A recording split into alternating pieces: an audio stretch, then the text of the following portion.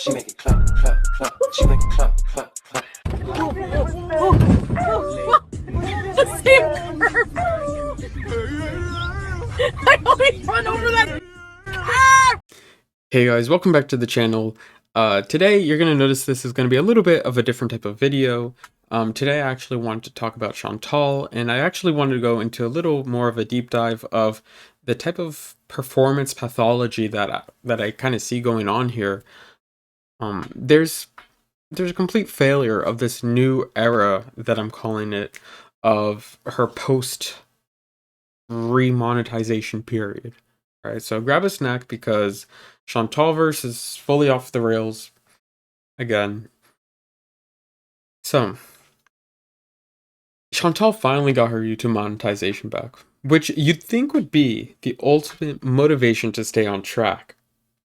She dropped a super ambitious schedule full of vlogs. She mentioned gaming streams, just to kick off this new era. But honestly, in the last few days, the whole idea was just thrown out. Right. So I wanted to psychologically break this down a little bit, right? What is going on here? So this is an example of self-sabotage. Both girls do it. It's driven by this type of fear for stability, right? For someone who's habituated to high intensity emotional cycles like Chantal, a professional schedule feels way too restrictive. Kidding? Streaming at like normal times. She streams often, but let's be honest, she's very unstable. So she's pivoted immediately back to her meltdowns, her rages, her binges. You could even see she has a beaver tail in her hand. She's been having one every single day. So she's going right back to the thing that got her flagged in the first place. Right? What progress is going on here? This is self-sabotage. She's going back to the beaver tail. She's going back to what she was doing the whole time, right? And she'll claim that she's now on this health journey. And let's be honest, she claims she's on Ozempic, but what have we been hearing for her for the whole time, right? We've been hearing she's been having stomach issues, and somehow it's making her hungrier as well. So I was listening to Milk Tea, and they pointed out the obvious. Ozempic isn't magic. Especially when you refuse to listen to your fullness cues. You eat past the point of feeling sick. When you have a beaver tail every day. Her casual diet this week was crazy. She had sushi, potato wedges, onion rings, a matzo burger, KFC, an 800-calorie cinnamon bun, and people criticize her saying, Chantal, this is a lot of calories, and they go through and they track the calories and all this stuff, and she says, stop pocket watching, stop calorie watching, stop watching what I'm doing. Everyone's obsessed. The haters are obsessed. So one thing that really got to me was she asked her chat if mayo that's been sitting out on the counter for 4 days was safe to eat. She's completely out of it. She's like I say, she's disassociating in a sense. And I don't want to make memes about Amber when she says this stuff, but when you're used to seeing takeout nonstop and you're used to seeing cardboard boxes everywhere, you lose that biological response of disgust in a sense, right? But sometimes you have that feeling that it's supposed to keep you safe. But to her, the stomach pain, it's a mystery. She's going to complain about it the whole time and then make videos about it instead of seeing that this is a direct result of her environment and her intake and her choices. So I also wanted to get into the whole Sephora incident, right? This is a key example of weaponized helplessness. So if you don't know, part of her brilliant financial planning is that she claims she wants to stop toxic consumerism and she wants to pay off her debts. And this ended up with her waddling into Sephora to buy a $40 perfume. So, after a worker spent 15 minutes hunting down a bottle of vanilla oudgasm, it rang up as $200. Chantal's excuse for buying it? She felt too awkward and didn't have the heart. Oh. She didn't want to tell the cashier that she didn't want it. But naturally, she took it home. She hated the smell. And she went right back to the next day to the Sephora to return it. This is a key example of weaponized helplessness, really. By framing herself as too socially anxious to function, she absolves herself from the responsibility of being an adult. This is she says she wants to stop toxic consumerism, but this is a key example of mindless consumerism.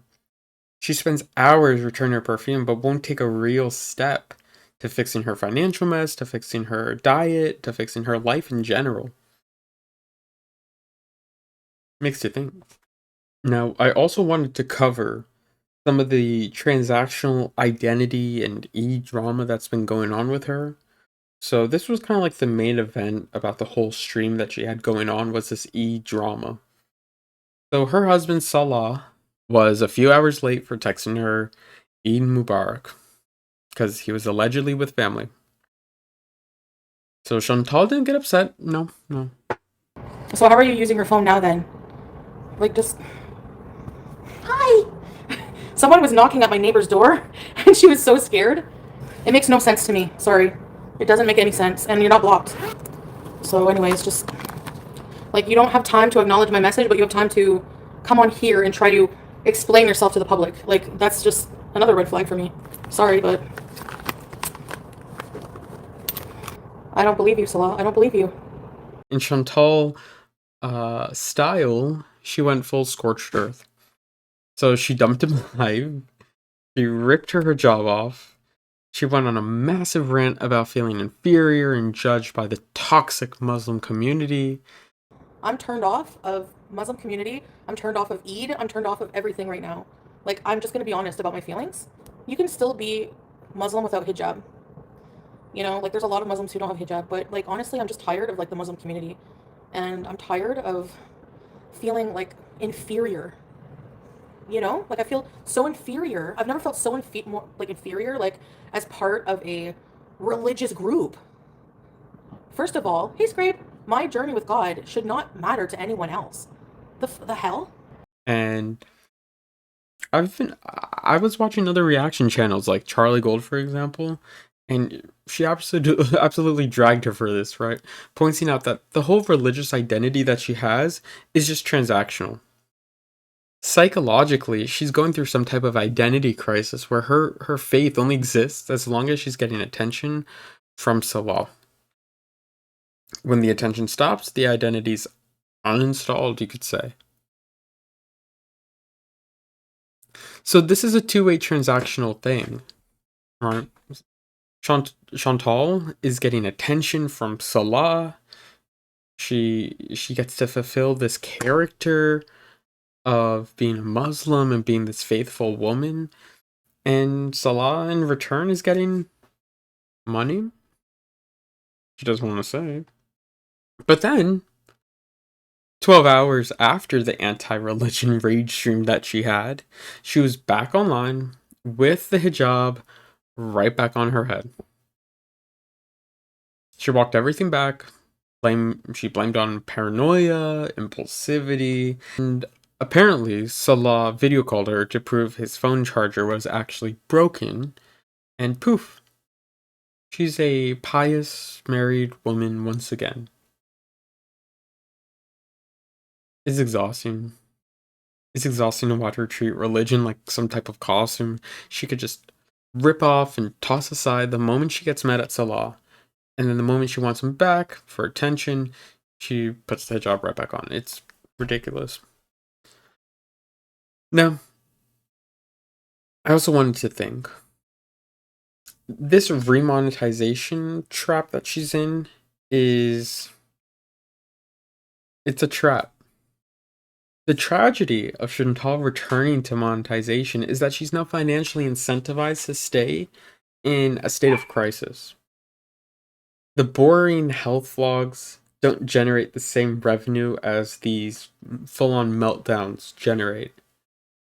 So, by rewarding this chaos, the algorithm put her in a trap that depends whether or not she's in physical or emotional decline.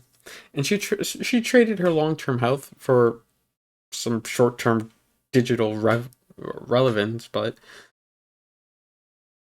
she seems to be okay with this. Now, yeah, that's just another day in the life of Chantal, and so I want to see, what do you guys think?